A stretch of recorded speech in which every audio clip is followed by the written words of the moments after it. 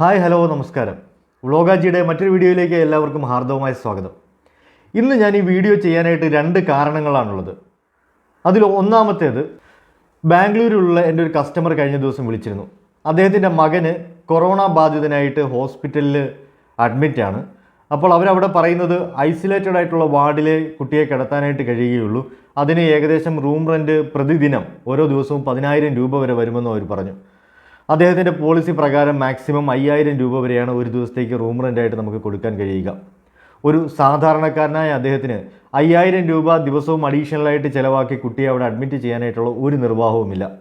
ആ കൊറോണ ബാധിതനായ കുട്ടിയെ അവിടെ അഡ്മിറ്റ് ചെയ്യാൻ കഴിയാതെ കുട്ടിയെയും കൊണ്ട് അദ്ദേഹത്തിന് വീട്ടിലേക്ക് തിരികെ വരേണ്ടി വന്നു. പിന്നീട് അദ്ദേഹത്തിന് ചികിത്സ ചെയ്യേണ്ടി വന്നത് കുട്ടിയെ വീട്ടിൽ തന്നെ വെച്ചുകൊണ്ടായിരുന്നു. എനിക്ക് അതിലൊന്നും ചെയ്യാൻ കഴിഞ്ഞില്ല. കാരണം അദ്ദേഹത്തിൻ്റെ പോളിസി പ്രകാരം മാക്സിമം 5,000 രൂപ റൂം റെൻറ്റ് മാത്രമേ നമുക്ക് കമ്പനി കൊടുക്കുകയുള്ളൂ. എനിക്ക് വളരെ വിഷമം തോന്നിയ ആ ഒരു സിറ്റുവേഷനിൽ. റൂം റെൻറ്റിന് ലിമിറ്റ് ഇല്ലാത്ത ഒരു പോളിസി ആയിരുന്നു അദ്ദേഹത്തിന് ഉണ്ടായിരുന്നെന്നുണ്ടെങ്കിൽ കുട്ടിക്ക് ചിലപ്പോൾ അവിടെ ചികിത്സ ലഭിച്ചേനെ. മറ്റൊരു സംഭവം പറയാനുള്ളത്, ഭർത്താവിൻ്റെ പ്രായം 35 വയസ്സാണ്, ഭാര്യയ്ക്ക് ഏകദേശം 30 വയസ്സ്, കുട്ടിക്ക് 5 വയസ്സ്. ഇങ്ങനെ 3 പേര് ചേരുന്ന ഒരു കുടുംബം. അതിൽ അവർക്ക് നിലവിൽ ഒരു പ്രമുഖ കമ്പനിയിലുള്ള പോളിസി 10 ലക്ഷം രൂപയുടെ കവറേജ് ഉള്ള ഒരു പോളിസിയാണ്. ഈ വ്യക്തി എന്നെ വിളിച്ചിട്ട്, അദ്ദേഹത്തിൻ്റെ പ്രീമിയം വളരെ കൂടുതലാണ്, 22,549 രൂപ വരുന്നുണ്ട്. ആ വ്യക്തി എന്നെ വിളിച്ച് ചോദിച്ചു, പ്രീമിയം കുറവുള്ള എന്നാൽ കവറേജ് കുറയാത്ത ഇതേപോലെ തന്നെ കവറേജ് ഉള്ള ഒരു പോളിസിയിൽ എനിക്ക് സജസ്റ്റ് ചെയ്യാൻ കഴിയുമോ എന്ന്. ഞാൻ അദ്ദേഹത്തോട് പറഞ്ഞു, 25 ലക്ഷം രൂപ കവറേജ് ഉള്ള റൂം റെൻറ്റിന് എന്നാൽ ലിമിറ്റ് ഇല്ലാത്ത എല്ലാ വർഷവും ഫ്രീ ആയിട്ട് ഹെൽത്ത് ചെക്കപ്പ്, ഇങ്ങനെ നിലവിലുള്ള ആ പ്രമുഖ കമ്പനിയുടെ പോളിസിയിലുള്ള എല്ലാ ബെനിഫിറ്റുകളോടും കൂടി ഈ പോളിസിക്ക്, ഞാൻ പറഞ്ഞ പോളിസിക്ക് GST അടക്കം 19,341 രൂപ മാത്രമാണ് പ്രീമിയം വരിക എന്ന്. 10 ലക്ഷം രൂപ കവറേജിൻ്റെ സ്ഥാനത്ത് 25 ലക്ഷം രൂപ കവറേജാണ്. എത്ര ക്ലെയിം വന്നാലും കിട്ടും, ഇനി അത്യാവശ്യം എത്ര എമൗണ്ട് ആയാലും കിട്ടും. കാരണം അതിൽ 100% നോ ക്ലെയിം ബോണസ്. എന്ന് വെച്ചാൽ 50 ലക്ഷം രൂപ വരെ, 25 ലക്ഷം രൂപയുടെ പോളിസി എടുത്ത ആൾക്ക് 50 ലക്ഷം രൂപ വരെ ഒരു സിംഗിൾ ക്ലെയിമായിട്ട് ചെയ്യാനായിട്ട് കഴിയുമെന്നർത്ഥം. എല്ലാത്തിലും ഉപരി ഈ പോളിസി തരുന്ന കമ്പനിയുടെ ക്ലെയിം സെറ്റിൽമെൻറ്റ് റേഷ്യോ 95%-ലും അധികമാണ്. അതും കുറച്ച് നാളുകളായിട്ട്. ഇപ്പോൾ ഹെൽത്ത് ഇൻഷുറൻസിനെ കുറിച്ച് അറിയുന്ന ചിലർക്കെങ്കിലും പോളിസി ഏതാണെന്നും കമ്പനി ഏതാണെന്നും ഏകദേശം മനസ്സിലായി കാണും. അതെ, കെയർ ഹെൽത്ത് തന്നെയാണ് ഞാൻ ഉദ്ദേശിച്ചത്. ഇന്ത്യയിലെ 5 സ്റ്റാൻഡ് അലോൺ ഹെൽത്ത് ഇൻഷുറൻസ് കമ്പനികളിൽ പ്രധാനപ്പെട്ട സെക്കൻഡിൽ വരുന്ന കമ്പനിയാണ് കെയർ ഹെൽത്ത്. പണ്ട് റിലീഗർ എന്നാണ് ഇത് അറിയപ്പെട്ടിരുന്നത്. ഈ കെയർ ഹെൽത്തിന് കഴിഞ്ഞ സാമ്പത്തിക വർഷത്തോട് കൂടിയിട്ട് ഏകദേശം 1 കോടിയിലധികം കസ്റ്റമേഴ്സ് ഉണ്ട് നിലവിൽ. 30 ലക്ഷത്തിലധികം ക്ലെയിമുകളും അവർ ഈ കഴിഞ്ഞ വർഷങ്ങളിൽ കൊടുത്തു കഴിഞ്ഞു. എന്നിട്ടും ക്ലെയിം റേഷ്യോയിൽ ഏറ്റവും മുമ്പിൽ നിൽക്കുകയാണ് അവർ. ഈ കമ്പനിയെക്കുറിച്ച് നമ്മൾ പൊതുവേ നോക്കുകയാണെങ്കിൽ പരാതികളും കുറവാണ്. അതിലെല്ലാം ഉപരി ഞാൻ കണ്ടൊരു പ്രത്യേകത, അവർ നിലവിലുള്ള കസ്റ്റമേഴ്സിന് കൊടുക്കുന്ന സർവീസാണ്. കെയർ ഹെൽത്തിൻ്റെ കെയർ അഡ്വാൻറ്റേജ് എന്ന പോളിസിയാണ് നേരത്തെ പറഞ്ഞ കുടുംബത്തിന് ഞാൻ കൊടുത്തത്.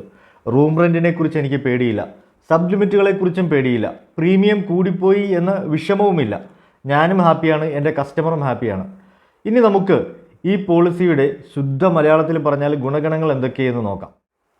കെയർ അഡ്വാൻറ്റേജ് എന്ന പേര് പോലെ തന്നെ ഒരുപാട് അഡ്വാൻറ്റേജ് ഉള്ള പോളിസിയാണിത്. എന്നാൽ ചില പോളിസികളിലുള്ള പോലെ അനാവശ്യമായ കാര്യങ്ങൾ അധികമായിട്ട് ഇതിൽ കുത്തി നിറച്ചിട്ടുമില്ല. ആദ്യം ഈ പോളിസി ആർക്കൊക്കെ എടുക്കാമെന്ന് നമുക്കൊന്ന് നോക്കാം. പ്രധാനമായിട്ടും ഈ പോളിസി മാരക രോഗങ്ങൾ വരാത്തവർക്ക് വേണ്ടിയുള്ളതാണ്. ക്യാൻസർ പോലെയുള്ള ഏതെങ്കിലും മാരക രോഗങ്ങൾ വന്നിട്ടുണ്ടെങ്കിൽ ഇത്തരത്തിലുള്ള പോളിസികളിൽ അംഗമാകാനായിട്ട് നിലവിൽ കഴിയില്ല. അവർക്കായിട്ട് പ്രത്യേകം പോളിസികൾ ഉണ്ട്. അത്തരത്തിലുള്ള പോളിസികളെക്കുറിച്ച്, അതിലങ്ങനെയുള്ള ചില പോളിസികളെക്കുറിച്ച് ഞാൻ ഇതിനു മുമ്പ് എൻ്റെ വീഡിയോകളിൽ ചെയ്തിട്ടുണ്ട്. അതിൻ്റെ ലിങ്ക് ഞാൻ ഈ വീഡിയോയുടെ ഡിസ്ക്രിപ്ഷനിലും കൊടുക്കാം. കെയർ അഡ്വാൻറ്റേജ് പോളിസിയിൽ നോക്കുകയാണെങ്കിൽ 91 ദിവസം മുതൽ പ്രായമുള്ള കുട്ടികൾക്ക് ഡിപ്പെൻഡൻറ്റ് ചൈൽഡ് എന്ന നിലയ്ക്ക് അംഗമാകാനായിട്ട് കഴിയും. അതേപോലെ തന്നെ 18 വയസ്സിനും അതിന് മുകളിലോട്ടുമുള്ള വ്യക്തികൾക്ക് അവർ ജോലിയുള്ളവരാണെങ്കിലും വിദ്യാർത്ഥികളാണെങ്കിലും ഒരു വ്യക്തി എന്ന നിലയിൽ ഈ പോളിസി എടുക്കാനായിട്ട് കഴിയും. അങ്ങനെ എത്ര ഏജ് വരെയുള്ള ആൾക്കും ഈ പോളിസി എടുക്കാനായിട്ട് കഴിയും. എന്ന് പറഞ്ഞാൽ 100-ാം വയസ്സിലും ഈ പോളിസി എടുക്കാമെന്ന്. പ്രായം ഈ പോളിസിക്ക് ഒരു പ്രശ്നമേ അല്ല. ഇത് വലിയൊരു ആശ്വാസമാണ്. ഞാൻ നേരത്തെ പരിചയപ്പെടുത്തിയിട്ടുള്ള പോളിസികൾക്കെല്ലാം ഏജ് ലിമിറ്റ് ബാധകമായിരുന്നു. ഈ ഏജ് ലിമിറ്റ് കാരണം എന്നോട് വളരെയധികം ദേഷ്യപ്പെട്ടവർ വരെയുണ്ട്. 75 വയസ്സ് കഴിഞ്ഞവർക്ക് പോളിസി എടുക്കേണ്ടേ എന്നാണ് അവർ ചോദിക്കുക. ആ വീഡിയോകളുടെ കമൻറ്റുകളിൽ നോക്കിയാൽ നിങ്ങൾക്ക് അതിൽ ചില കമൻറ്റുകളിൽ ഇത് കാണാനും കഴിയും. ഇനി അത് വേണ്ടല്ലോ എന്നൊരു ആശ്വാസം എനിക്കുണ്ട്. അവരുടെ വിഷമത്തിനുള്ള മറുപടി കൂടിയായിട്ടാണ് ഞാൻ ഈ വീഡിയോ അവതരിപ്പിക്കുന്നത്. ഫാമിലി ആയാലും ഇൻഡിവിജ്വൽ ആയാലും ഈ പോളിസി എടുക്കാനായിട്ട് കഴിയും. പൊതുവേ ആരോഗ്യ പോളിസികളിൽ ആക്സിഡൻറ്റ് മൂലമുണ്ടാകുന്ന പ്രശ്നങ്ങൾക്ക് ഹോസ്പിറ്റലൈസേഷന് വെയിറ്റിംഗ് പീരീഡ് ബാധകമല്ല. അത് ചെറിയ ആക്സിഡൻ്റ് ആയാലും വലുതാണെന്നുണ്ടെങ്കിൽ പോലും, ചെറിയ മുറിവുകൾ ഉണ്ടാകുന്ന ബാത്റൂമിൽ വീഴുന്നതോ ഇനി വലിയ ആക്സിഡൻറ്റ് വാഹനാപകടങ്ങളാണെങ്കിൽ പോലും. പക്ഷേ അസുഖങ്ങൾക്ക് ആദ്യത്തെ 30 ദിവസം കഴിഞ്ഞ് മാത്രമേ ചികിത്സ കിട്ടുകയുള്ളൂ. പിന്നെ ചില പ്രത്യേക അസുഖങ്ങൾക്ക് 24 മാസം കഴിഞ്ഞിട്ടാണ് ചികിത്സ കിട്ടുക. അവയുടെ ലിസ്റ്റ് ഞാൻ ഇവിടെ കൊടുക്കുന്നുണ്ട്.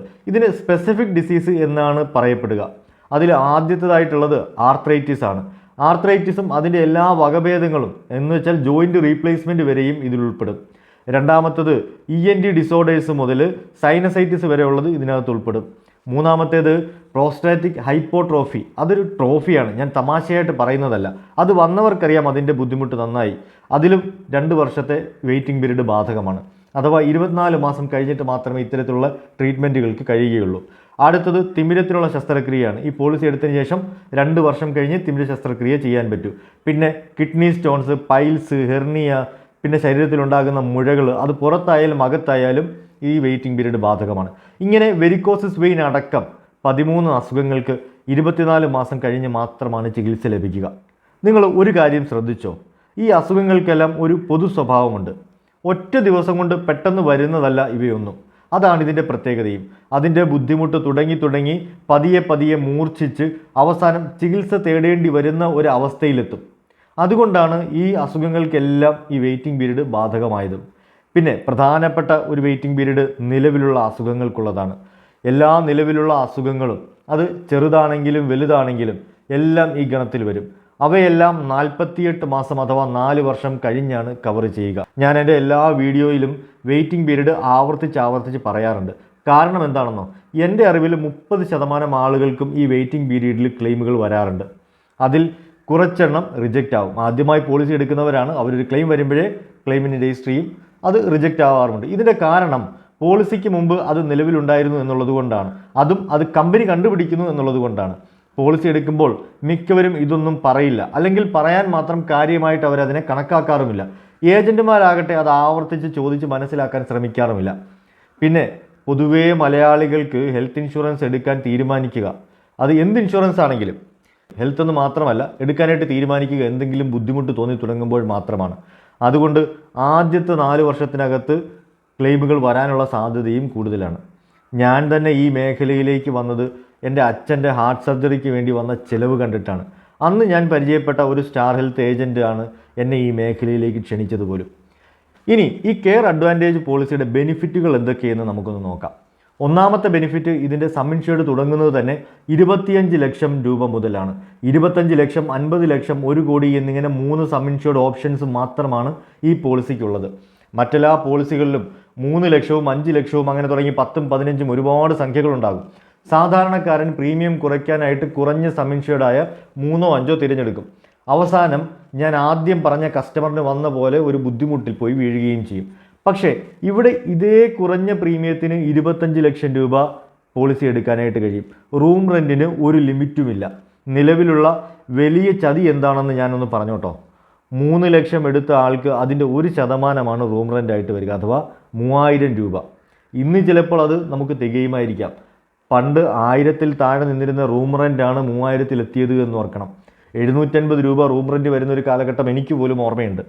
നമ്മുടെ ഈ ഹോസ്പിറ്റൽ എക്സ്പെൻസിൻ്റെ ഇൻഫ്ലേഷൻ റേറ്റ് 14% മുതൽ 20% വരെ ആണെന്നാണ് ഈ മേഖലയിലുള്ള വിദഗ്ധർ പറഞ്ഞു തന്നിട്ടുള്ളത്. അങ്ങനെയെങ്കിൽ റൂം റെൻറ്റ് ഇരട്ടിയാകാനായിട്ട് നമുക്ക് 5 വർഷം തികച്ചു വേണ്ടി വരില്ല. അതുകൊണ്ട് ഈ പോളിസിയിൽ റൂം റെൻറ്റിന് ലിമിറ്റില്ല. ഓർത്തു വെച്ചോളൂ, പോളിസിയുടെ പേര് കെയർ അഡ്വാൻറ്റേജ് എന്നാണ്. ഇതിന് റൂം റെൻറ്റിനും ലിമിറ്റില്ല, ICU ചാർജിനും ലിമിറ്റില്ല. എല്ലാ ഡേ കെയർ പ്രൊസീജിയറും ഈ പോളിസി കവർ ചെയ്യുന്നുണ്ട്. 24 മണിക്കൂർ അഡ്മിഷൻ വരുന്ന എല്ലാ ചികിത്സകളും ഇതിൽ കവർ ചെയ്യുന്നുണ്ട്. ആംബുലൻസിനും ലിമിറ്റില്ല. എയർ ആംബുലൻസിന് 5 ലക്ഷം രൂപ വരെ ലഭിക്കും. നമുക്ക് അവയവം മാറ്റിവെക്കേണ്ടി വന്നാൽ അവയവം തരുന്ന ആൾക്ക് വേണ്ട ചികിത്സാ ചെലവും ഈ പോളിസിയിൽ കിട്ടും. നേരത്തെ പറഞ്ഞതുപോലെ ഈ പോളിസിയിൽ ഡേ കെയർ പ്രൊസീജിയേഴ്സും 24 മണിക്കൂർ അഡ്മിഷൻ ആവശ്യമില്ലാത്ത ചികിത്സാ ചെലവുകളും വഹിക്കുന്നുണ്ട്. അതേപോലെ പ്രീ ഹോസ്പിറ്റലൈസേഷൻ 30 ദിവസവും പോസ്റ്റ് ഹോസ്പിറ്റലൈസേഷൻ 60 ദിവസവും വരെയുള്ള ചികിത്സാ ചെലവുകൾ ലഭിക്കും. എന്ന് പറഞ്ഞാൽ എളുപ്പത്തിൽ മനസ്സിലാവാൻ ഞാൻ പറയാം. ഡോക്ടറിനെയോ OPയിൽ പോയി കാണുന്നതോ ടെസ്റ്റുകൾ നമ്മൾ നടത്തുന്നതോ തുടങ്ങി മരുന്ന് മേടിക്കുന്നത് വരെ അല്ലെങ്കിൽ ഡ്രസ്സിങ്ങിന് വേണ്ടി പോകുന്നത് വരെയുള്ള ചിലവുകൾ ഇതിനകത്ത് ലഭിക്കും. അത് അഡ്മിഷൻ ആവണമെന്നില്ല, അഡ്മിഷന് മുമ്പും ശേഷവും നടക്കുന്നത്. അതേപോലെ പിന്നെ ഓട്ടോമാറ്റിക് റീചാർജ് അഥവാ റീസ്റ്റോറേഷൻ എന്ന് പറയുന്നത് ഈ പോളിസിയിൽ ഒരു വട്ടമാണുള്ളത്. അൺലിമിറ്റഡ് ആയിട്ട് നമുക്ക് റീസ്റ്റോറേഷൻ വേണമെങ്കിൽ അത് നമുക്ക് ഓപ്ഷണലായിട്ട് ആഡ് ചെയ്യാനായിട്ട് കഴിയും. വലിയ പ്രീമിയം വരില്ല, 1000 രൂപയുടെ വ്യത്യാസമേ ഉള്ളൂ. അതേപോലെ നോ ക്ലെയിം ബോണസ് എല്ലാ വർഷവും 10% വീതം ലഭിക്കും. ഇത്രയും കേട്ടപ്പോൾ ഈ പോളിസി എടുക്കാനായിട്ട് നിങ്ങൾക്ക് പ്ലാൻ ചെയ്യുന്നുണ്ടെങ്കിൽ വിളിക്കേണ്ട നമ്പർ ഞാൻ ഡിസ്ക്രിപ്ഷനിലും അതേപോലെ ഈ വീഡിയോയുടെ റൈറ്റ് സൈഡിൽ മുകളിലായിട്ടും കൊടുത്തിട്ടുണ്ട്. നിങ്ങൾക്ക് നേരിട്ട് വിളിച്ച് നിങ്ങളുടെ ഡൗട്ടുകളെല്ലാം ചോദിച്ച് കൃത്യമായിട്ട് സംസാരിച്ച് പോളിസി എടുക്കാം. ഇനി നമുക്ക് പ്രീമിയം എത്ര വരുന്നു എന്നുകൂടി നോക്കാം. അതിനു മുമ്പ് ഞാൻ ഒരു കാര്യം കൂടി സൂചിപ്പിച്ചോട്ടെ. ഈ പോളിസിയുടെ പ്രീമിയം കുറയ്ക്കാനും ഓപ്ഷനുണ്ട്.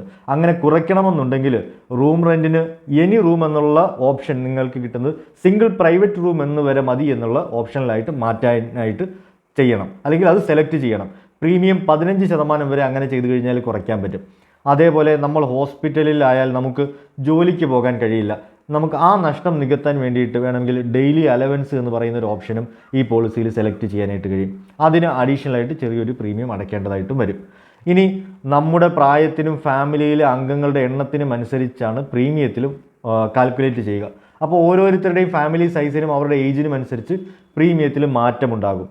നിങ്ങളുടെ കൃത്യമായ പ്രീമിയം അറിയാനായിട്ട് ഞാൻ നേരത്തെ പറഞ്ഞ ആ നമ്പറിൽ ഡയറക്റ്റ് ബന്ധപ്പെടുകയാണെങ്കിൽ നിങ്ങളുടെ ഫാമിലിയുടെ പ്രീമിയം എത്ര എന്നുള്ളത് കൃത്യമായിട്ട് അറിയാൻ കഴിയും. 35 വയസ്സുള്ള ഒരു വ്യക്തിക്ക് എത്ര വരുമെന്ന് നോക്കാം. 18% GST അടക്കം വെറും 8,802 രൂപ മാത്രം.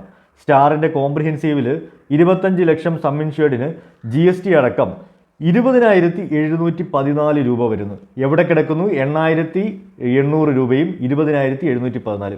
ഇനി തീരുമാനിക്കൂ ഇതിൽ ഏതാണ് നല്ലത് എന്ന്. ഇതിൽ ഞാൻ കണ്ട കുറച്ച് കുറവുകൾ കൂടി കേട്ടിട്ട് തീരുമാനിച്ചാൽ മതി. ഒന്നാമത്തെ കുറവ്, 61 വയസ്സ് കഴിഞ്ഞവർക്ക് മെഡിക്കൽ ടെസ്റ്റ് ഉണ്ട്. കൂടാതെ 20% കോ പേയ്മെൻറ്റും ഉണ്ട്. ഇനി ഈ കോ പേയ്മെൻറ്റ് ഒഴിവാക്കി കിട്ടണമെന്നുണ്ടെങ്കിൽ നമ്മൾ അഡീഷണലായിട്ട് സ്വല്പം പ്രീമിയം കൂടി അടയ്ക്കേണ്ടി വരും ഈ 61 വയസ്സ് കഴിഞ്ഞവർക്ക്. പിന്നെ കെയറിൻ്റെ നെറ്റ്വർക്ക് ഹോസ്പിറ്റലുകളെ കുറിച്ചാണ് ചിലർക്ക് സംശയമുണ്ടാവാറുള്ളത്. നെറ്റ്വർക്ക് ഹോസ്പിറ്റലുകളുടെ എണ്ണം ഇപ്പോൾ നിലവിൽ കൂടി വരികയാണ്.